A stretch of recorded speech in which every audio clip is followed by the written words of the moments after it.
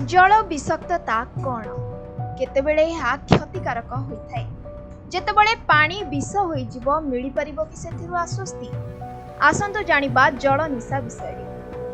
पानी आम दैनंदिन जीवन रे नित्यांत आवश्यक। प्रतिदिन छोट छोट काम पई आवश्यक पड़े पानी। शरीर को बंचिबा पई पानी बहुत गुरुत्वपूर्ण। आम शरीर तापमात्रा नियंत्रण करबा ठारू आरंभ करी अनेक जिनिस हजम करबा, शरीर को विषाक्त पदार्थ बाहर करबा और चर्म रे आर्द्रता बजाय रखबा पई सठिक परिमाणर पानी पीबा उचित।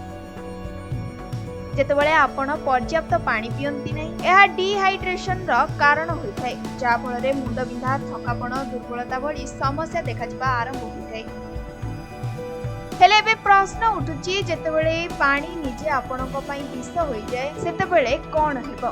जेतेबेले जणे व्यक्ति बहुत कम समय मध्ये अत्यधिक पानी पी थाए सेतेबेले पानी विषाक्तता किबा जल निशा होई पारे। एहा जोगो अनेक प्रकारर स्वास्थ्य समस्या देखा देबा आरंभ होई थाए।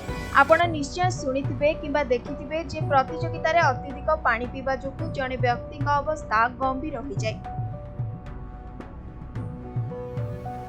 जेतेबेले जणे व्यक्ति किछि घंटा मध्यरे 4-5 लिटर किंबा ताठारु अधिक पानी पियंती सेतेबेले पानी प्राय विषाक्त होइथाय। अत्यधिक पानी पीबा द्वारा रक्त रे सोडियम स्तर ह्रास पाए। एई अवस्था को हाइपोनाट्रेमिया कुहा जाय, जहा रक्त पतला करिथाय एवं मस्तिष्क उपरे चाप वृद्धि करि पारे। यह एक एमिति अवस्था जेतेबेले शरीर रे पानी जमा हुए, यह बांती किछि बुझी न पारिबा और चेता शून्य हेबा पड़ी समस्या सृष्टि करे। अनेक समय रे यह घातक मध्य होई पारे। सेतिपई जणे सुस्थ व्यक्ति दिनकु केते पानी पीबे ताहा शरीरर आवश्यकता एवं पाक उपरे निर्भर करे।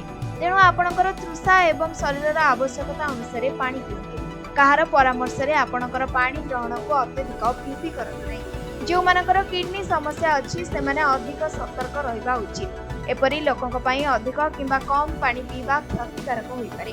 खेलाड़ी, अत्यधिक गरम स्थान रे काम करुवा व्यक्ति किंबा पिला माने जल निशा रे पीड़ित हेबार संभावना अधिक थाए। ब्यूरो रिपोर्ट समय लाइव।